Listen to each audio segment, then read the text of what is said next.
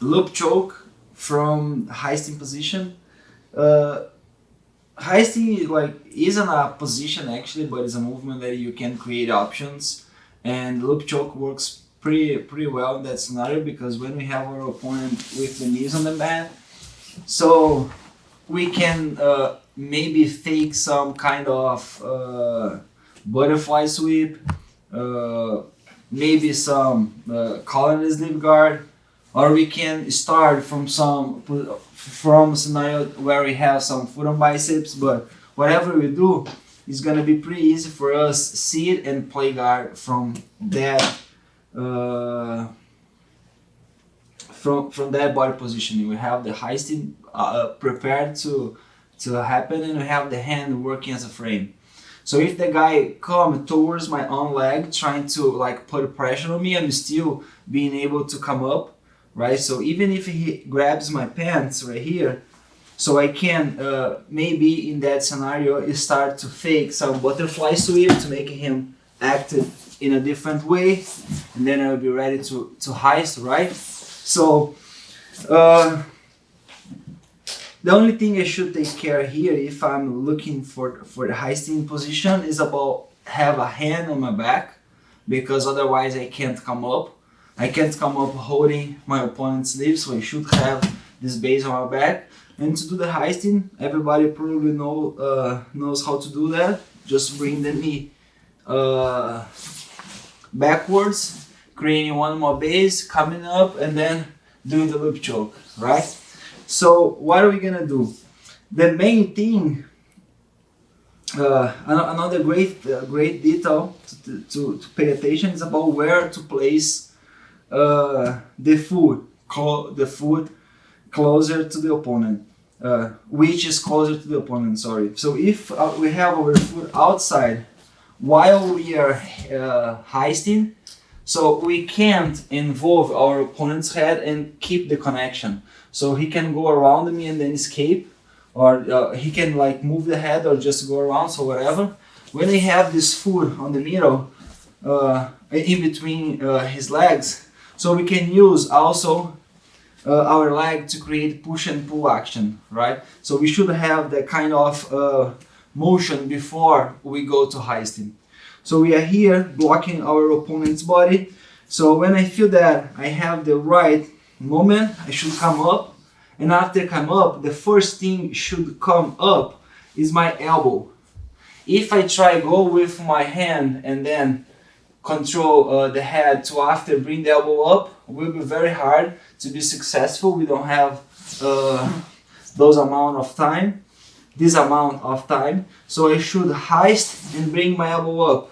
Because when I bring my elbow up, I can collar tie his head like this, using the collar, of course. So I go back and I collar tie his posture. Right after I do that, look at my elbow. My elbow is ready to have my hand, to receive my hand, right? So I slide my hand inside the gap. So from here, what normally happens? If I just lay down, so I will create this connection with my opponent. So my idea is I should slide my knee towards my opponent's knee to create some action to not sweep my opponent, but make my opponent sprawl his base. And while he's sprawling his base, I will be able to wrap his leg, or just holding my loop choke, or in the third scenario, after his sprawl, he will feel how dangerous the position, and then he will spin out. So what I'm gonna do, I have the loop choke, I'm gonna slide my knee in. So when I start to do the loop choke, he sprawl. So what I should do, if I keep and he taps, boom, it's good. But what can happen? So I can try wrap his leg. If I wrap, I can make him tap as well. But the third option, if I try to do both things and my opponent, even doing the right mechanic, he start to spin out, I should follow him, get on the top, and then use the same details we learned about bringing the elbow up and then tap him. So the heisting starts in a position where we have the connection, shin to the belly, hand framing the shoulder.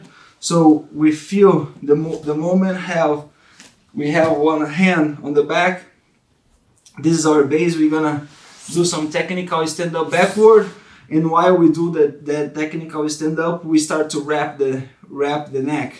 Boom. Doing that collar tie, bringing his posture down and bringing my elbow up. And after this, I pass. So if you see, if my posture is too high, my elbow will slide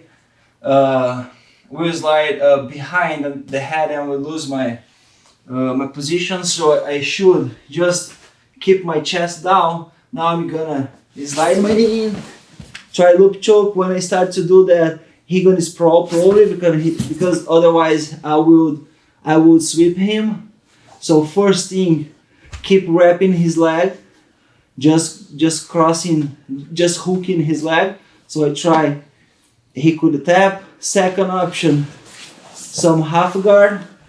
If he doesn't move, I can tap him. And third option, if he spin out, I just should come up. And now, hand inside, I slide as more as I can, and my elbow slide up. Look at my grip, 3 fingers since the beginning. So that is the heisting. That is the heisting loop choke from the heisting position. Easy and very useful, very powerful.